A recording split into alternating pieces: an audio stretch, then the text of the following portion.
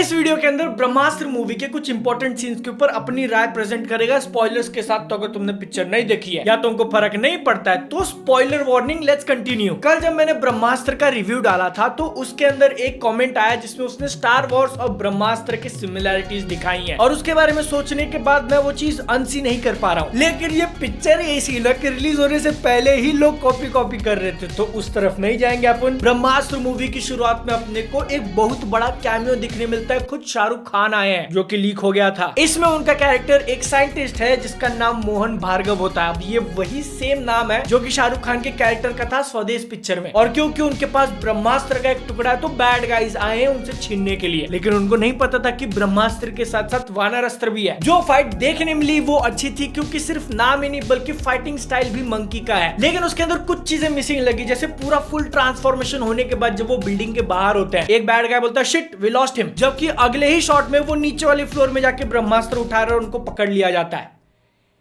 ऊपर से वानर अस्त्र का यूज करने के बाद जो पूरा एक हनुमान जी का आउटलाइन बनता है ना, उसका क्या पर्पस था? ऑडियंस को चिल्लाने का मौका देना, और क्या चाहिए। ये इंट्रोडक्शन के साथ अपने को अस्त्रवर्ष के अंदर जो पावर स्केल दिखाया ना वो मुझे बहुत ज्यादा पसंद आया, क्योंकि भले ही कुछ सिलेक्टेड लोगों के पास ये अस्त्र की पावर है बट वो बहुत ज्यादा ओवरवेलमिंग नहीं है कि लड़ाई में बंदे पूरी बिल्डिंग खाक कर देंगे और उनको कुछ फर्क नहीं पड़ेगा, बल्कि अस्त्र यूज करते टाइम भी उनकी जान के ऊपर खतरा होता है। लेकिन फिर ये इंट्रोडक्शन देने के बाद पिक्चर अपना पूरा मूड ही शिफ्ट कर देती है। हम लोग फुल्ली फोकस करते हैं शिवा और ईशा पे, जो कि थोड़ा लंबा खींच रहा था और मेरा माइंड ऐसे ड्रिफ्ट होने ही वाला था कि वो लोग वापस आते हैं ब्रह्मास्त्र पे। इसमें सबसे बड़ा प्रॉब्लम क्या है? अब मेरे हिसाब से अगर उनको लव स्टोरी इतनी ज्यादा दिखानी थी तो थोड़ा ग्रेजुअली डेवलप हो रही है चीजें ऐसा दिखा देते तो बढ़िया होता। पिक्चर के स्टार्टिंग में दोनों मिलते हैं और मिलते ही अपने को ऐसा फील करवाया जाता है कि ये एनकाउंटर डेस्टिनी पूरी तरीके से चाह रही थी। शिवा ने एक बार ईशा को देख लिया तो बाकी कुछ भी उसकी नजरों के सामने नहीं आता, जैसे कि इसके पीछे कोई एक हायर पर्पस है जो कि अपने मूवी के मेन कैरेक्टर अचीव नहीं कर सकते विदाउट आलिया भट्ट का कैरेक्टर। लेकिन फिर जितना मुझे याद है कि आगे चल के गुरुजी खुद ही इस चीज को कॉन्ट्राडिक्ट कर देते हैं, बोलते हैं कि तुम्हारे अंदर जो स्विच है, तुमको जो मोटिवेशन चाहिए था वो लव है,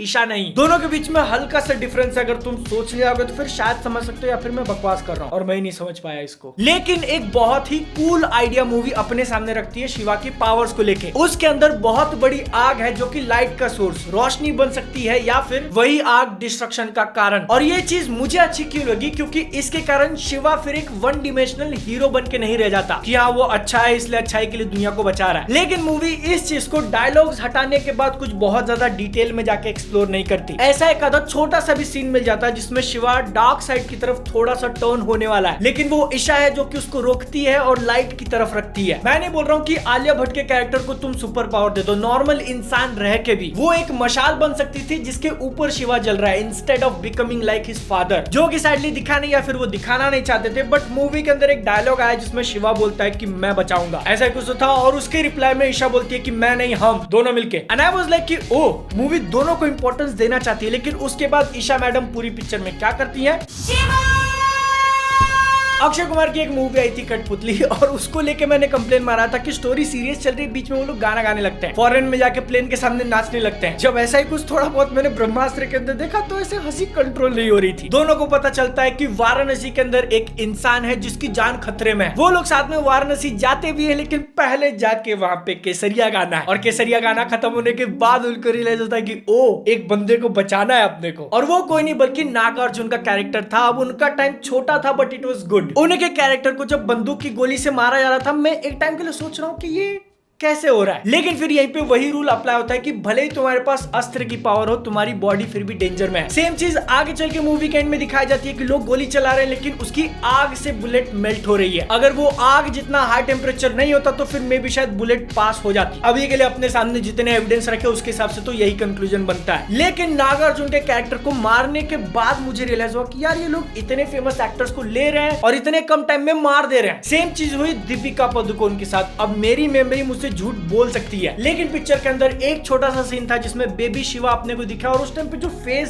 दिख रहा था ना, मेरे को लगा कि वो दीपिका पादुकोण है, जो कि ऑलरेडी मर चुकी है इस पिक्चर के स्टार्टिंग के हिसाब से। तो ब्रह्मास्त्र को मैंने 3D में नहीं देखा क्योंकि पहला शो लेट था और दूसरा हमारे यहाँ की 3D क्वालिटी उतनी अच्छी नहीं है। चश्मे पे स्मज लगा होता, कुछ दिखता नहीं है, चश्मा निकाल के देखना पड़ता है। इससे अच्छा 2D देखो, खुश रहो। ब्रह्मास्त्र में कुछ डायलॉग्स ऐसे थे जो कि मेरे को ऐसे हिट हुआ कि मैं ट्रांसलेशन वर्जन तो नहीं देख रहा हूँ ना, ये एक्चुअल ओरिजिनल डायलॉग है। लेकिन मूवी के इंटरवल होने के बाद जब एक बार शिवा गुरुजी से मिल जाता है और अपनी लाइफ के बारे में जान रहा है, अपनी पावर्स के बारे में जान रहा है, वो इंटरेस्टिंग जरूर है। लेकिन उसी के बीच में फिर से लव स्टोरी घुसा लिया। पहला हाफ हो गया था, दूसरे हाफ में तो छोड़ देते। बट एक बार जो मूवी की लास्ट वाली फाइट सीन चालू होती है और उसकी शुरुआत आलिया भट्ट की आवाज से होती है, जब वो जोर से चिल्लाती है शिवा और एकदम से वो आग ऐसे बहता हुआ जा रहा है। उसके बाद से बैंग ऑन एक्शन चालू। और वो जो एक शॉट था जिसमें शिवा अपने फादर की स्टैचू के सामने खड़ा और वो आग आ रहा और उसको रेजिस्ट कर रहा हाथ दिखा के, इतना जबरदस्त था ना कि मेरे को गूज़बम्स आ गए देख के। बहुत सारे लोगों के ऐसे रिएक्शंस आ रहे हैं कि मूवी में अगर अस्त्रवर्ष या फिर अस्त्र के ऊपर फोकस किया होता तो ज्यादा बढ़िया होता लव स्टोरी से। लेकिन देखो, ये अस्त्र वाली दुनिया के बारे में जितना भी दिखाया ना, दैट वाज इनफ। थोड़ी मिस्ट्रीज रखी है, उनको अपन पार्ट 2 में सॉल्व करेंगे और मैं उससे खुश हूँ। एक्शन सीक्वेंस और अस्त्र वाली चीजें ज्यादा दिखाने के बदले लव स्टोरी को अगर वो लोग थोड़ा कम कर देते तो मेरे ख्याल से एक परफेक्ट बैलेंस हो जाता, या फिर उस लव स्टोरी को इंटरेस्टिंग बना देते। ग्रेजुअली वो लोग और ज्यादा एक दूसरे से प्यार कर रहे हैं। पिक्चर की शुरुआत में सोलमेट्स बनने से अच्छा थोड़ा जान रहे हैं, फिर पावर्स पता चलने के बाद और थोड़ा क्लोज आए और मूवी के क्लाइमैक्स में उसको पता चलता है कि नहीं, ये रिप्लेसेबल ही नहीं है आलिया भट्ट का कैरेक्टर। तो सोचो कैसा होता। ये जो हीरोज जर्नी वाली स्टोरी अपने को दिखाई है वो अपन ने ऑलरेडी बहुत बार देख ली है, लेकिन फिर भी ब्रह्मास्त्र के अंदर कुछ चीजें थी जो कि अनएक्सपेक्टेड था और मुझे पसंद आया। जैसे कि जो ब्रह्मास्त्र एक्चुअल चीज है वो शुरुआत से 3 पार्ट्स में डिवाइडेड नहीं था, बल्कि 30 साल पहले डिवाइड किया है उसको। और वो किसने किया? खुद शिवा के पेरेंट्स ने। उसके जो फादर थे, देव नाम है, वो इतने ज्यादा स्ट्रॉन्ग थे कि लोग उनको ब्रह्मदेव बुलाते हैं। और यही स्ट्रॉन्ग पावर वाली चीज है ना, वो उसको करप्ट कर देती है। अब उसको ब्रह्मास्त्र खुद के लिए चाहिए। ऐसे में जब बाकी सारे लोग फेल हो चुके तो उसको रोकेगा कौन? खुद उसकी मदर। ये इंटरेस्टिंग जरूर है और मैं होप करता हूँ कि इसका पार्ट 2 बने, क्योंकि मैंने जो 5 दिन पहले वीडियो बनाया था उसके अंदर बोला था कि आयान मुखर्जी पहली बार इतना बड़ा प्रोजेक्ट ले रहे हैं। तो मूवी शायद परफेक्ट ना हो और ये परफेक्ट नहीं थी, बट अब उनको एक्सपीरियंस आ चुका है। अगर पार्ट 2 बनाने मिला तो होपफुली ये जो इश्यूज की हम लोग बात करें वो सॉर्ट आउट हो जाए। फिर अपने को पार्ट 2 में शिवा के फादर की बैक स्टोरी मिलेगी। उसकी मदर कैसे मरी, फायर से ही मरी है और शिवा को लगता है कि उसने किया, बट देव के पास भी फायर की पावर थी, या फिर मे बी उनकी माँ अभी भी जिंदा है। देव की बैक स्टोरी जानने के बाद मोस्टली मूवी फोकस करे फादर वर्सेस सन की फाइट में, जिसमें वो लोग ब्रह्मास्त्र के ऊपर कंट्रोल बनाने के लिए लड़ रहे हैं और पिक्चर के एंड में शायद देव जीत जाए, क्योंकि ये पार्ट 2 है। और ये ना स्टार वॉर्स